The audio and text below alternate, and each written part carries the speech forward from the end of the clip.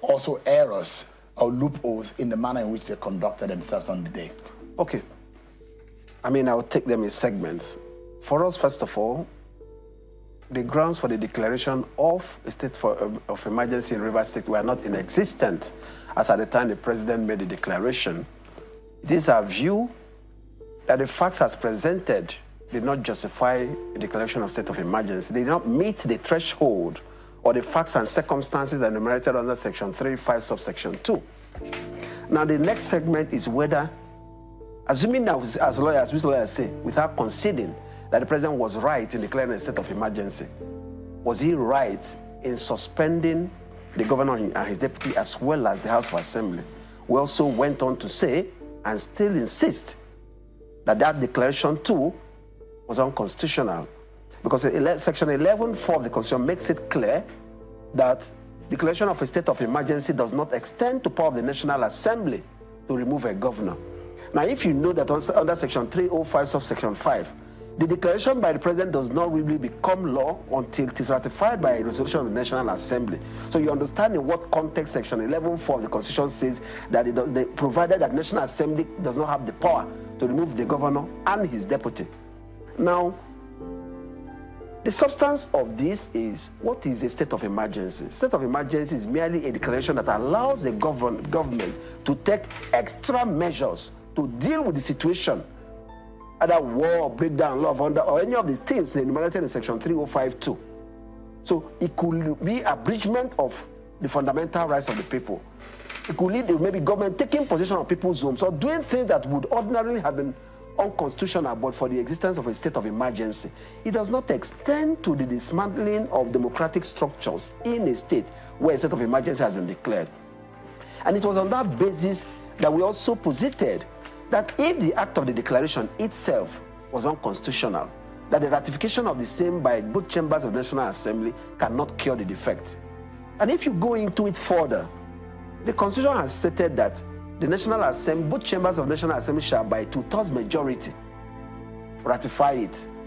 It means that for you to ensure that the constitutional provision has been adhered to, you must indicate the number of persons who attended the sittings and the number of persons who voted for, against, or who abstained from voting. So you can't cure that by a voice vote. So a voice vote falls short of the constitutional requirement, because by a voice vote, you're unable to know whether you have met the constitutional threshold for ratification. So the use of voice vote in both chambers also underscore the unconstitutionality of the whole action. So even that quote and unquote ratification by the National Assembly does not meet the constitutional muster, and it is self-unconstitutional. Yeah, President, let me quickly take you up on a few issues here. And if you look at perhaps that those who are saying there's some emergency laws that are permitted giving an omnibus power to the president to do as he deems fit or necessary in the circumstance. And in fact, there are those who have read subsection 5 of 305 and subsection 6 and said, look, these are issues that are being raised, and when the president sees something as imminent danger, how do you describe imminent danger? But the question right here is that in exercise of the duties of the president, discretion is also being put in some of the clauses. So there's discretion and there's objectivity. The president cannot wake up on the wrong side of his bed and feel, oh, I think there's breakdown of law and order in a state. I hereby declare state of emergency. I hereby suspend the governor for 1 year. I suspend the sitting of the House of Assembly. I also appoint General this retired to take over. That would be a key on the Constitution. On one hand, President. On one hand, that discretion is not a discretion that is without checks and balances. It must be within the ambit of the law. So on one hand, declaration of state of emergency, there isn't anything wrong with it, if it's right. If it is right. But suspension of can never be right. Under no circumstance will it be right.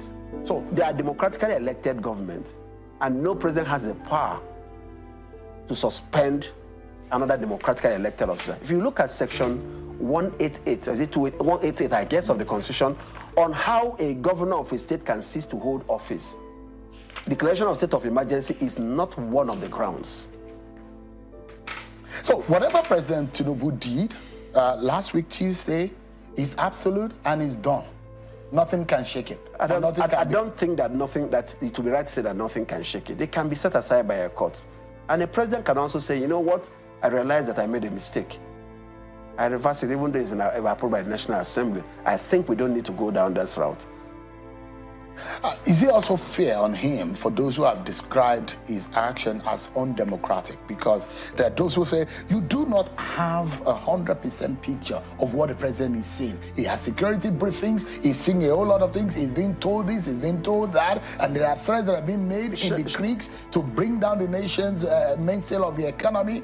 Would you have said that the president should have waited? So when I heard that argument, I only say, what kind of briefing has he also been getting about Benue, Osho, Borno, Yobe, Katsina, Zamfara, Sokoto, where people have lost their lives, where there has been insurgency, terrorism? Is he only in Rivers? You just talked about Osho before we go to this interview segment. And if the president has heard this, can we have some credible things? And as far as I'm concerned, while I may not be privy to the briefing he has received, I can only point to the content or substance of his address, which only referred to two explosions,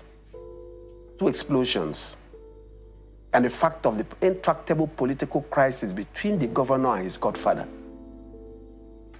So I'm allowed to look at these issues as presented by the president in his address in appraising whether the grounds for declaration of state of emergency exist.